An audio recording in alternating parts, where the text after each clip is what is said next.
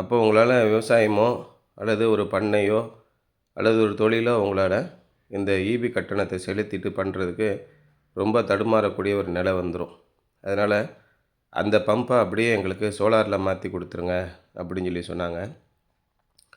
அப்படி நம்ம ஏற்கனவே ஓடிக்கிட்டு இருக்க சிங்கிள் ஃபேஸ் பம்பை சோலாரில் டிரைவில் ஓட்டணும் அப்படின்னா அதை வைண்டிங்கை மாற்றி சோலார் பேனல்லையும் சிங்கிள் ஃபேஸ்லேயும் ஓடுற மாதிரி நம்ம வைண்டிங் மாற்றிக்கிடணும்.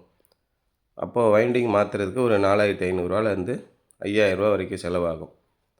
அந்த மாதிரி செலவாகிற நேரத்தில் புதுசாகவே ஒரு 2 ஹெச்பி பம்பு போட்டுடலாம் அப்படின்னு முடிவு பண்ணி அதில் இருக்கிற பைப்பு, வயரு, கயிறு எல்லாத்தையும் நம்ம மாற்ற வேண்டாம், அதை அப்படியே பயன்படுத்தலாம் அப்படின்னு சொல்லிவிட்டு அந்த பைப்பு, வயரு, கயிறு எல்லாத்தையும் பயன்படுத்திக்கிட்டு மோட்டாரு மட்டும் புதுசாக ஒரு 2 ஹெச்பி மோட்டாரு சோலார்லேயும் ஓடும், சிங்கிள் ஃபேஸ்லேயே எமர்ஜென்சினால் நீங்கள் ஓட்டிக்கலாம்.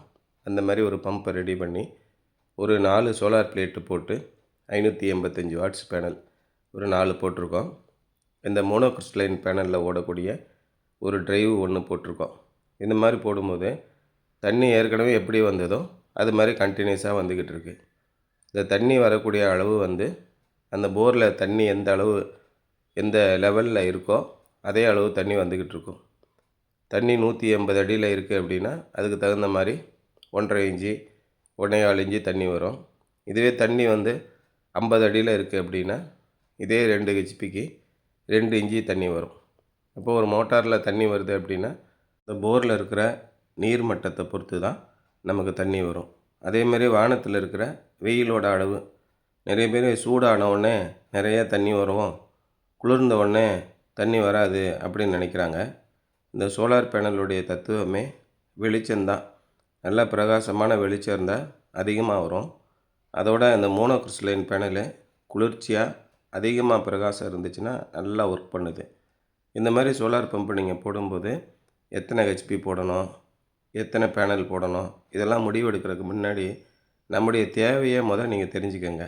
நமக்கு எவ்வளோ தண்ணி பாசனம் பண்ணணும், எவ்வளோ ஏக்கர் இருக்குது, என்ன விதமான பயிர்களை நம்ம சாகுபடி பண்ண போகிறோம், இதுதான் ரொம்ப முக்கியமாக.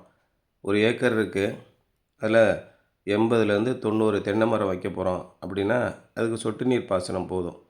ஒரு மரத்துக்கு ஒரு நாளைக்கு 100 லிட்டர் வச்சுட்டிங்கன்னா ஒரு 80லேருந்து 90 மரத்துக்கு ஒரு 10,000 லிட்டர் போதுமான அளவு இருக்கும்.